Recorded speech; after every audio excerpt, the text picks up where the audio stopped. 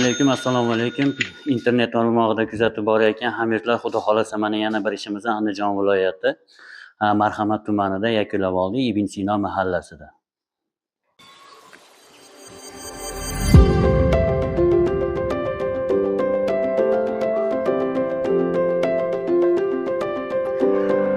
Ko'rib o'zinglar baho berasizlar. Oq tunukaga mokri suvlari.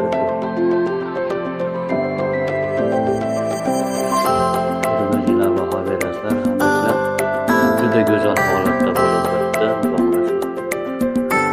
Kimga shunaqa xizmatlar bo'ladigan bo'lsa, albatta murojaat qilinadi.